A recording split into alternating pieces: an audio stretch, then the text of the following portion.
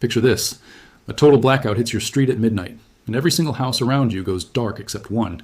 That one house still has lights on, the fridge is humming, and someone inside is charging a phone like nothing happened.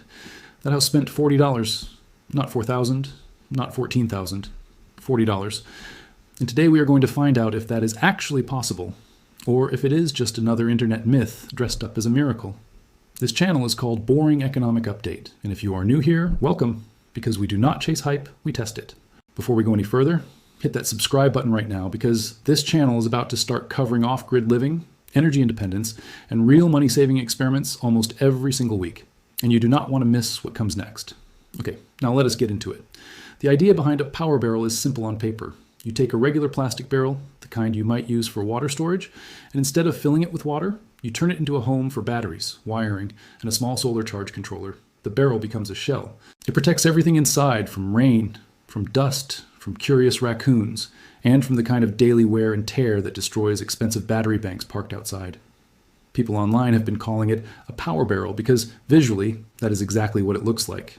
A barrel sitting quietly in a backyard, except this one is quietly saving electricity instead of storing rainwater. Now here is where things get interesting, because the moment you hear the number $40, your brain probably does what mine did the first time. It says, that is impossible. There is no way a real battery storage system costs that little. And you would be right to be suspicious. A brand new lithium battery alone can cost hundreds of dollars. A proper solar charge controller is not free either. So how does the math even begin to work? The answer, and this is the part nobody tells you up front, is that the $40 version almost never starts from zero. It is not $40 for a battery, a barrel, wiring, and a charge controller bought brand new from a store shelf. It is $40 when you already have some of the pieces lying around, or when you source them secondhand repurposed or salvaged. That barrel sitting in someone's garage that used to hold pool chemicals, cleaned out properly, costs nothing. A battery pulled from an old cordless power tool set, or bought used from someone upgrading their setup, can shave off a massive chunk of the price.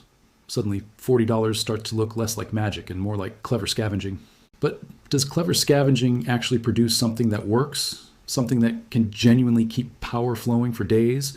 Or is this one of those projects that looks great in a thumbnail and falls apart the moment real weather shows up? That is exactly what we are testing today, step by step. No shortcuts, no skipped explanations. Let us slow down and actually understand what is inside this thing before we judge whether it works. At the core of any power barrel setup, you have three essential components. First, the battery itself, which stores the actual energy. Second, a charge controller, which acts like a traffic cop, making sure the solar panel does not overcharge or damage the battery. Third, some kind of output, usually a small inverter or a set of USB and DC ports, so you can actually plug something in and use the stored power. Everything else, the barrel, the wiring, the mounting bracket for the solar panel, that is all just the supporting cast. Here is something most videos skip over completely. The barrel is not just for looks. It plays a real functional role. Batteries hate extreme heat, and they hate moisture even more. A battery left exposed on a porch during a rainstorm or baking under direct summer sun degrades faster than one kept in a shaded, sealed, ventilated container. So when someone builds a power barrel correctly, they are not just hiding the wiring for a clean look. They are actually extending the life of the most expensive part of the entire system. That is smart design thinking, disguised as a simple DIY project. Now, the solar panel itself usually sits outside the barrel, angled toward the sun, connected by a cable running into the barrel through a sealed hole to protect against water getting in. This is the piece that does the actual work of turning sunlight into usable electricity. Without it, the barrel is just a fancy storage box with a battery slowly dying inside. With it, the barrel becomes a self-sustaining little power station, quietly refilling itself every single day the sun comes up, regardless of whether the main power grid is working or not.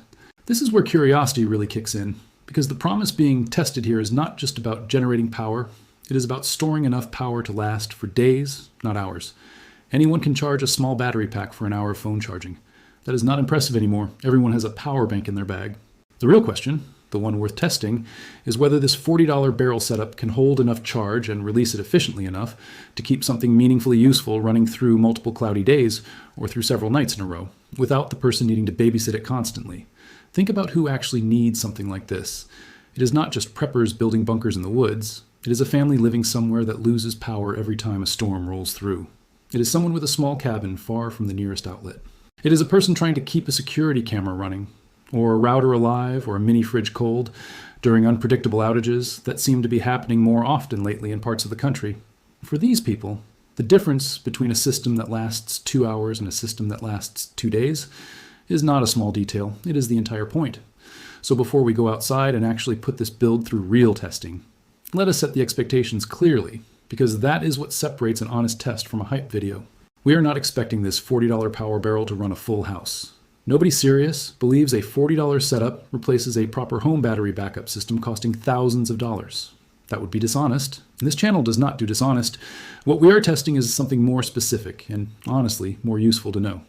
Can a low-cost, mostly repurposed setup like this reliably keep small, essential devices running during an off-grid stretch of several days using nothing but sunlight and a barrel sitting quietly outside? And here's the twist that makes this whole experiment worth watching until the end. The barrel itself is almost the least important part of this entire story. The real story is about what happens when regular people stop assuming that energy independence requires a 5-figure investment and start asking a completely different question. What is the absolute minimum I actually need, built from what I already have, to stop being completely helpless the next time the power goes out? That question changes everything about how this project gets judged. Because if this works even reasonably well, it does not just save someone $40 compared to buying a fancy battery station.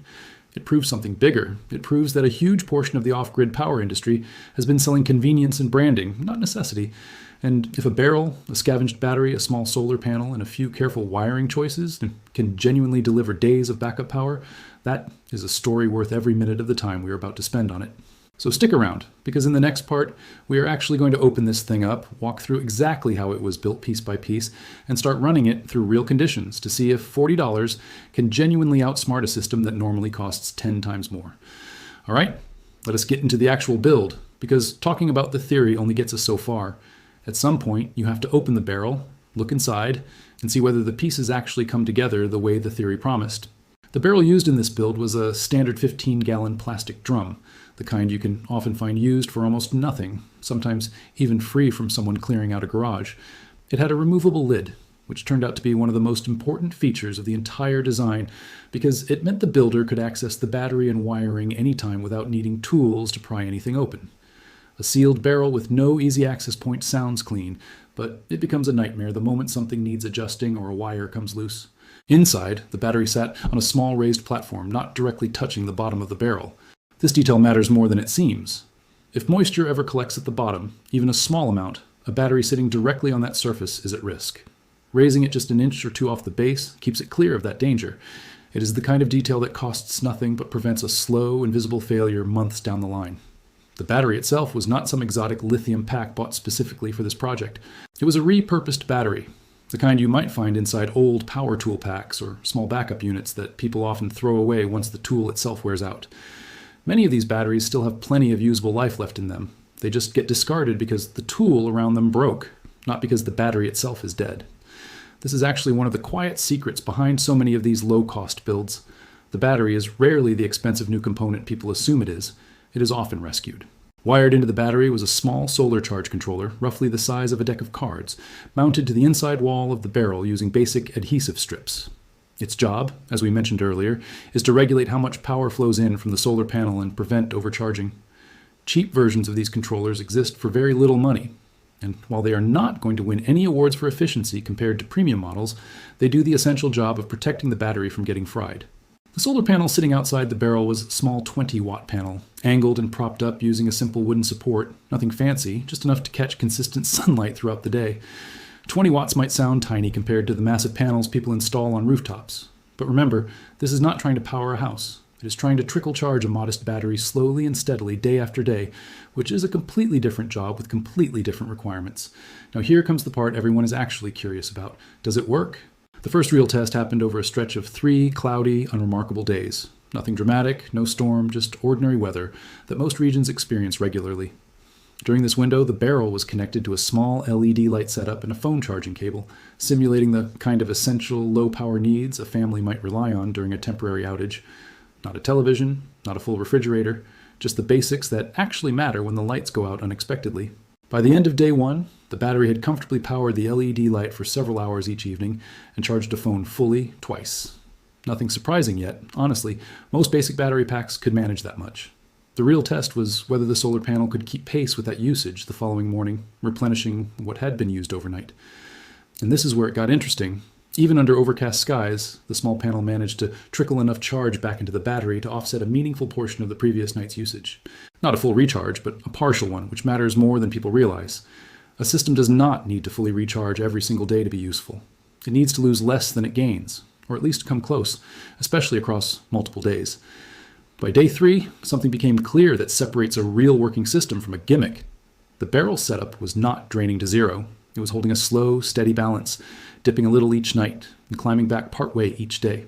That pattern, that specific rhythm of controlled decline and partial recovery, is exactly the signature of a sustainable, off-grid microsystem. It is not flashy, it is not dramatic, but it is honest, and honest is rare in this space. Of course, no test like this is complete without pushing it a little harder than normal daily use. So the setup was tested again, this time running a small 12-volt fan for several hours during a warm afternoon, simulating someone trying to stay cool during a power outage in summer heat. The battery handled it, though noticeably faster in terms of depletion, which makes sense. More demand always means faster drain. That is just basic physics, not a flaw in the design. What this reveals is something important about setting realistic expectations. A $40 power barrel is not meant to run everything you own. It is meant to keep the essentials alive: lights, phone charging, maybe a small fan or a radio, the kind of things that make an outage bearable instead of miserable. When people misunderstand that and expect it to behave like a full home battery system, they set themselves up for disappointment. But when understood correctly, as a lean, targeted, essentials-only backup, it genuinely delivers on what it promises. There is also something worth mentioning about the psychological side of this experiment, something that rarely gets discussed in these videos. There is a very specific kind of anxiety that comes from a power outage where you have absolutely nothing, no light, no way to charge a phone, no way to know how long it will last. That helplessness is often worse than the outage itself. A system like this barrel does not eliminate an outage, but it removes that specific helplessness. It gives a person something to rely on, something they built themselves, something that quietly keeps working in the background without needing constant attention. And that brings us to the part of this experiment that genuinely surprised even a skeptical viewer. The cost of replicating a scavenged version of this build, using a secondhand battery, a basic charge controller, a small panel, and a free or nearly free barrel, really can land close to that $40 figure people keep mentioning online. It is not a universal number. Prices vary depending on where someone lives and what they already have access to. But it is not a fantasy number either. It is achievable with patience and a willingness to source parts creatively instead of buying everything brand new from a single store shelf. So where does that leave us?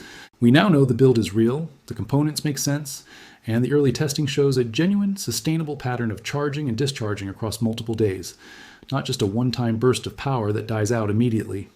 But there is still more to uncover, including how this setup performs during an actual worst-case scenario, several consecutive days with minimal sunlight, and whether the claims about it lasting through genuinely difficult conditions hold up once we push it to its true limit. That is exactly where we are headed next. Now we get to the part that actually matters most, because anyone can build something that works for 3 easy days of mild weather. The real test of any off-grid claim is what happens when conditions turn genuinely difficult, when the sun barely shows up, when the sky stays gray for stretch after stretch, and when the battery is being asked to survive on almost nothing coming in from the panel. That is the scenario that separates a clever gimmick from a system you can actually trust. So the barrel was pushed into exactly that kind of stretch, several consecutive days where sunlight was weak, inconsistent, and at times barely present at all. This is the scenario that mirrors what someone might actually face during a real storm system passing through, not a single dramatic night, but a slow grinding stretch of days where the sun simply does not cooperate. This is where a lot of budget off-grid setups quietly fail, because they were only ever tested under ideal conditions and never truly stressed. During this stretch, usage was kept intentionally modest, mirroring what a household actually relying on this system would realistically do. Lights only when needed, phone charging kept to what was necessary rather than constant, no extra devices added just to make the test harder than real life. The goal was not to break the system on purpose. The goal was to see how it behaves under the kind of pressure a real family might face without even realizing they are testing anything. By the second day of weak sunlight, the battery had noticeably slowed its recovery. It was not collapsing, but it was clearly struggling to fully bounce back overnight. This is an honest and important detail, because a channel that only shows success without showing strain is not being truthful with its audience. The charge controller kept doing its job, protecting the battery from any damage, but the amount of usable power available each evening was smaller than it had been during the earlier, sunnier test. By day 3 of this weaker stretch, something became very clear. The system was still alive. It was still providing light. It was still able to charge a phone, though more slowly and with less buffer than before. It had not failed, but it had been humbled. And that distinction matters enormously because it tells us the truth about what a $40 power barrel actually is. It is not a miracle machine that defies weather and physics. It is a lean, honest, low-cost system that performs reliably under normal and moderately difficult conditions, and that scales back its performance gracefully rather than catastrophically when conditions turn harsh. That graceful decline, rather than a sudden total failure, is actually the most reassuring outcome of this entire experiment. A system that quietly gives you less light and slower charging during a rough stretch, but never leaves you completely in the dark, is far more valuable than a system that works perfectly until the moment it does not. Real off-grid reliability is not about peak performance. It is about how a system behaves at its weakest moment, and this barrel handled its weakest moment with quiet, unglamorous competence. So let us step back and answer the actual question this video set out to answer. Can a $40 DIY power barrel genuinely store solar energy for days? Based on everything tested here, the honest answer is yes, with a clear and important condition attached. Yes, if your expectations are aligned with what it is actually designed to do, keeping small essential devices running, lights, phone charging, a small fan, the kind of things that turn a stressful outage into a manageable inconvenience. No, if you're expecting it to replace a real home battery system capable of running a refrigerator, a television, and central air conditioning for days on end, nobody honest would ever claim that a $40 barrel does that. And if you ever see a video claiming otherwise, that is your signal to be skeptical. What makes this experiment genuinely valuable is not that it proves some viral claim to be perfectly true in every possible situation. It is that it proves something more useful and more grounded. It proves that meaningful energy independence does not have to start with a $5,000 investment. It can start with $40, a bit of patience, some scavenged parts, and a willingness to understand how batteries, solar panels, and charge controllers actually work together. That knowledge, once you have it, does not disappear. You can scale it. You can build a second barrel. You can upgrade to a slightly bigger battery next time you find a good deal. The barrel is not the end point. It is the entry point.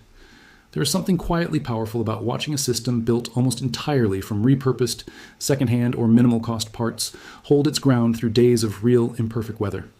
It is a small reminder that resilience does not always come from spending more money. Sometimes it comes from understanding a problem clearly enough to solve it efficiently. The people who built systems like this were not trying to impress anyone. They were trying to make sure that the next time the power went out, they were not sitting in the dark wondering how long it would last. And that is really the heart of this entire channel. Boring Economic Update exists to cut through hype, test the claims that everyone is talking about, and tell you honestly whether something is worth your time, your money, and your trust.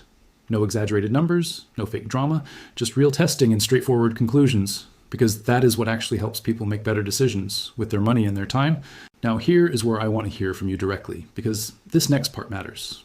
If you have ever built something like this yourself, a power barrel, a small solar setup, anything scrappy and homemade that ended up surprising you with how well it worked, I want you to drop a comment below and tell me exactly what you built and how it performed.